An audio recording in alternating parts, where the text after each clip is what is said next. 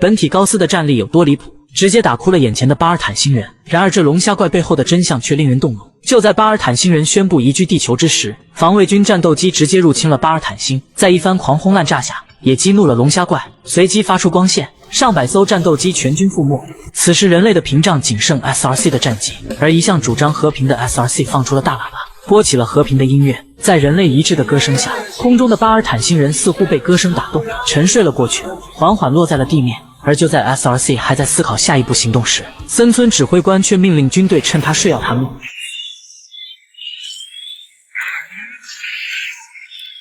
被偷袭的巴尔坦星人怒不可遏，此时他已经不打算再与人类谈判，而是要直接占领地球。但小巴尔坦星人并未放弃与人类和睦相处，也并不想侵占地球，他们只想有一个新家园。随后便将徽饰还给了武藏，并且告知武藏，让他召唤奥特曼，阻止大龙虾怪入侵地球。为了地球以及巴尔坦星人的安危，受到鼓舞的武藏在心灵的呼唤之下，终于召唤出了高斯奥特曼。这正是武藏勇气的象征。在小伙伴们的追随下，高斯来到空中，开始劝说巴尔坦星人返回自己的星球。但巴尔坦星人已经下定决心入侵地球，随后便将高斯引到了自己星球残骸上。而就在高斯刚刚落地之时，龙虾怪召唤出无数尖刀。只见尖刀急速向高斯冲去，高斯直接来了个龙卷风摧毁停车场，瞬间破解了气功室。随后龙虾怪来到陆地之上，高斯也来了个滑翔落地。在一番战斗下，龙虾怪眼见不是高斯的对手，直接升级形态提高了战斗力。但本体高斯拥有更强悍的战力，面对龙虾怪的无数飞刃，硬生生用双手将其破解。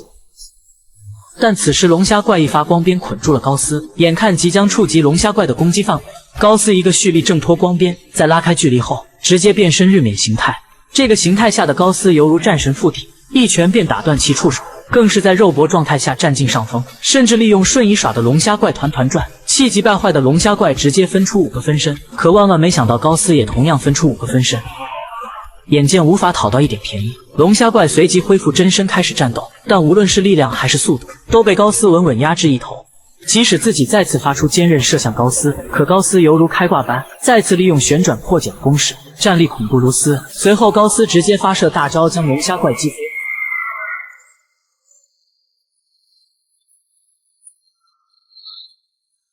眼见无法取胜的龙虾怪停止了战斗，眼睛中流出了绝望的泪水。他无法给自己的孩子们继续寻找一个美好的家园。随后在自己的自爆下，巴尔坦星人失去了生机，而全场战斗中灯都没亮的高斯也明白了巴尔坦星人的用意，发出光线将巴尔坦星人恢复了原样。此时的人们也为了巴尔坦星人的做法感到遗憾，可万万没想到森村指挥官此时还想来个背刺。但武藏的警察父亲及时出现，在与武藏的合力配合下，终于制止了导弹的发射。而此时大龙虾怪在无数的小巴尔坦星人簇拥下离开了地球，但他们与武藏的友情仍在，也为后续最终决战埋下了伏笔。随后高斯也在和武藏道别之后飞离了地球，但与武藏的羁绊一直都在。